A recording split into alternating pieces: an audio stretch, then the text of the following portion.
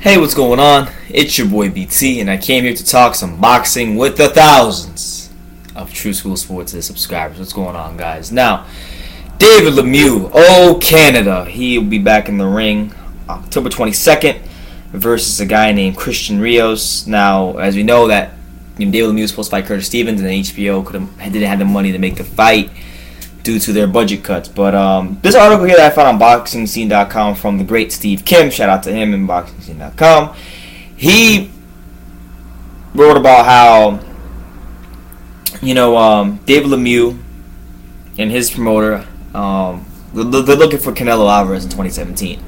Now, this is not a fight that I think is going to happen, but it is going to be a fight I think should happen. So that's why I'm talking about it, because if I can do my little part here, and maybe the right person sees it, maybe I could push them towards making that fight. Who knows, man? But anyway, this is what the article said, and his whole management team, David Lemieux's management team, Camille Stefan, ahead of the Eye of the Tiger Promotions. Here's what he said about David Lemieux potentially fighting Canelo. He said, I quote, "What we would like to do is fight Canelo, and it's a matter of putting David in positions where the fight is appealing to the fans as possible.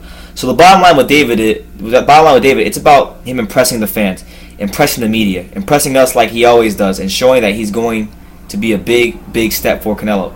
Canelo wants to go to 160. I'm sure a lot of boxers would love to fight him, but I think David Lemieux and Canelo will be a surefire attraction for all boxing fans around the world. So we'll see what Canelo wants to do. Now, this is a fight that I think if he's gonna fight GGG and Golden Boy Promotions is gonna say all these things about how Canelo needs a tune-up fight and how he needs to get settled into 160, even though he rehydrates like 175 on fight night. If they're gonna use those BS excuses, I think this is the fight they should take, because David Lemieux is a fighter that is a former world champion, one of the most, pound for pound, if he made a top 15 hardest punchers list, pound for pound, one of the top 15 hardest punchers in boxing.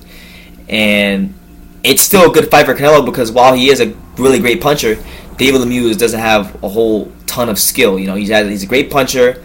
If he lands, he's a great puncher, great athlete, but he's not really the best boxer. And I still think, in some ways, it is a good fight for Canelo in that aspect. But if you are Canelo's team, you're probably very weary of that punching power, his athletic ability, his ability to just be explosive and really rip thunderous shots. There's a reason why when Lemieux fought Golovkin, that GGG was on his back foot and he was jabbing most of the night, and you didn't see the Golovkin that comes forward. It's because he had to respect his power. One of the only fighters that GGG has ever fought like that against, because he respected his power, was David Lemieux. So what does that say about David Lemieux and how explosive of a puncher he is? It says a lot that GGG fought that way against him.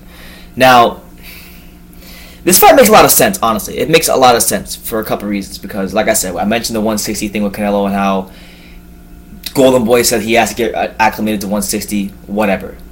There's that, and getting a good name on his resume if he could beat him. There's that whole aspect, but I'm going to quote Floyd Mayweather.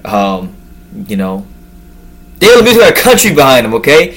David Lemieux has a country behind him. Canelo has a country behind him, so it makes sense. Canada versus Mexico, which is a fight that, not to say that Canada is like the boxing hub of America, or David Lemieux has like a ridiculous fan base, but I'm sure he has his fair share of fans in Canada, and he's gonna get a good crowd out there at the Bell Center for this fight against Christian Rios. So when you're bringing countries to the table, I always think it's good for international ratings.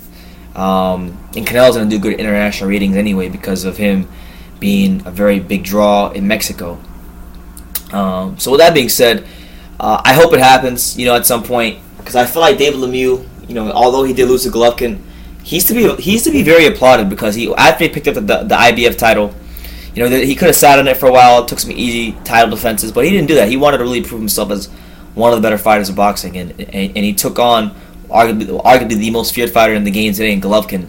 And did he get outclassed? Did he get destroyed?